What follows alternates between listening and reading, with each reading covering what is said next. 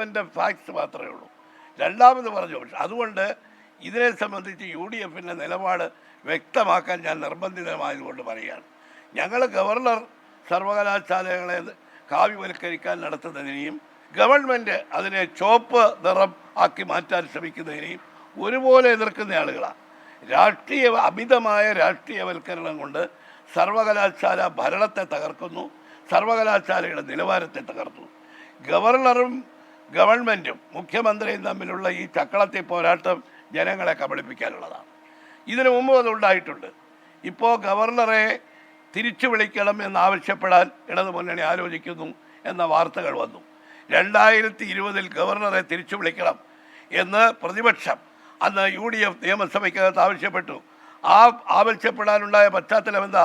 പൗരത്വ നിയമത്തെ ന്യായീകരിച്ചുകൊണ്ട് ഗവർണർ പരസ്യ പ്രസ്താവന എടുത്തപ്പോൾ സംഘപരിവാറിൻ്റെ ഒരു ഏജൻ്റായി ഗവർണർ സംസാരിക്കുന്നു എന്നതിൻ്റെ പേരിലാണ് ആ പൗരത്വ നിയമത്തിൻ്റെ ചർച്ചയ്ക്കിടയിൽ അന്നത്തെ പ്രതിപക്ഷ നേതാവ് ശ്രീ രമേശ് ചെന്നിത്തല UDF അഭിപ്രായം മുന്നോട്ട് വെച്ചത്.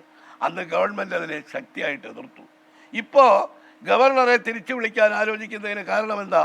മുഖ്യമന്ത്രിയുടെ സമ്മർദ്ദത്തിന് വഴങ്ങി കണ്ണൂർ യൂണിവേഴ്സിറ്റിയിൽ ഞാൻ മുഖ്യമന്ത്രി പറഞ്ഞ ഒരു വൈസ് ചാൻസലറെ നിയോഗിച്ചു എന്ന് സുപ്രീം കോടതി വിധി വന്നപ്പോൾ വൈസ് ചാൻസലർ തുറന്നു പറഞ്ഞു.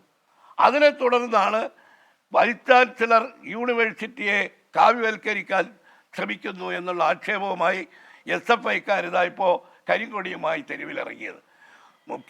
ഗവർണറുടെ ഈ തെരുവ് നാടകം, ഇവിടെ മിഠായി തെരുവിൽ നിങ്ങളൊക്കെ കണ്ടതാ, ഈ തെരുവ് നാടകവും മുഖ്യമന്ത്രിയുടെ നവകേരള യാത്രയ്ക്കെതിരെ കരിങ്കൊടി കാണിക്കുന്ന യൂത്ത് കോൺഗ്രസ്സുകാരെ എന്നാണ് അടിച്ചും ചവിട്ടിയും പോലീസ് നടത്തുന്ന ചവിട്ട് നാടകവും.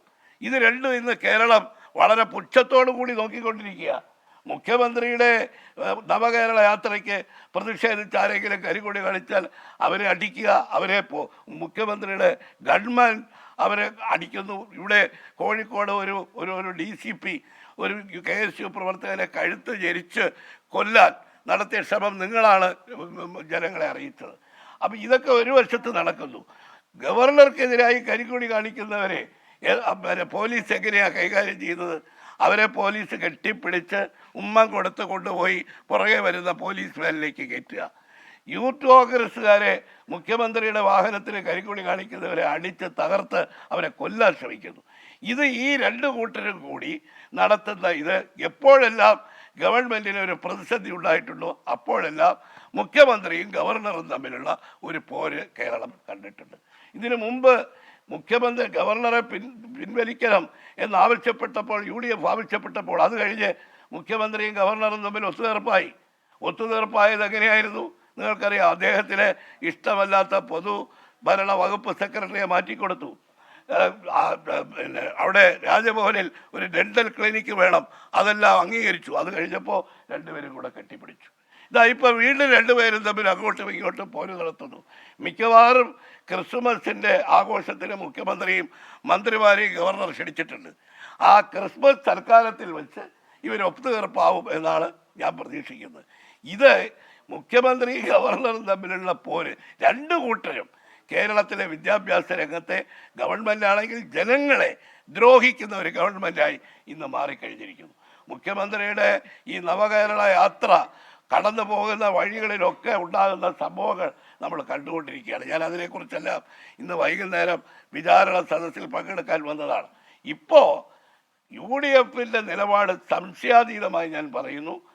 ഗവർണറുടെ കാവ്യവൽക്കരണ ശ്രമത്തെയും ഗവർണർ കാണിക്കുന്ന ഈ തെരുവ് നാടകങ്ങളെയും ഞങ്ങൾ ഒരുപോലെ എതിർക്കുന്നു. മുഖ്യമന്ത്രിയും ഗവൺമെൻറ്റും സർവകലാശാലകളെ രാഷ്ട്രീയവൽക്കരിച്ച് മാർക്സിസ്റ്റ്വൽക്കരിച്ച് നടത്തുന്ന ആ ശ്രമങ്ങളെ ഞങ്ങൾ ഒരുപോലെ എതിർക്കുകയാണ്. സംഘപരിവാറിൻ്റെയും CPMൻ്റെയും വിദ്യാഭ്യാസ സ്ഥാപനങ്ങളെയും സർവകലാശാലകളെയും കാവ്യവൽക്കരിക്കാനുള്ള ശ്രമത്തെ ഞങ്ങൾ പല്ലും നഖവും ഉപയോഗിച്ച് എതിർക്കുക തന്നെ.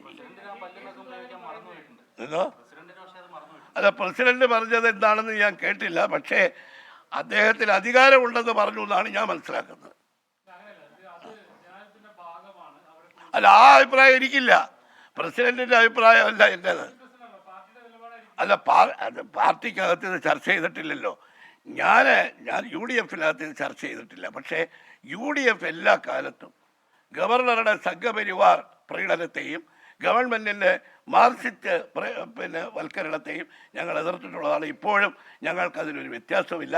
ഗവർണർ കാണിക്കുന്ന ഈ ചക്കളത്തി പോരാട്ടത്തിലൊന്നും ഞങ്ങൾ അനുകൂലമല്ല. സംഘപരിവാറിലും നല്ല ആളുകളുണ്ട്, കൊള്ളാവുന്നവരുണ്ട്. അല്ല, അതൊക്കെ അദ്ദേഹത്തിൻ്റെ എൻ്റെ അഭിപ്രായമല്ല. ഞാൻ എൻ്റെ അഭിപ്രായം പറയുന്നത്. ഇല്ല, ഞാൻ അതിനോട് യോജിക്കുന്നെങ്കിൽ ഞാനിങ്ങനെ പറയില്ലല്ലോ. അദ്ദേഹം എന്താ പറഞ്ഞതെന്ന് എനിക്കറിയില്ല. നിങ്ങൾ പറയുന്നതിൻ്റെ അടിസ്ഥാനത്തിൽ പറയാം. അത് ഒരിക്കലും ആ അഭിപ്രായം എനിക്കില്ല. അല്ല, എനിക്ക് ആ അഭിപ്രായമില്ല. അതാണ് എൻ്റെ അഭിപ്രായം. യോഗ്യതയുണ്ടോ യോഗ്യതയില്ലയോ എന്നുള്ളതല്ല. സംഘപരിവാറുകാരെ തെരഞ്ഞു പിടിച്ച് യൂണിവേഴ്സിറ്റിയിൽ കുടിയിരുത്തുന്നു.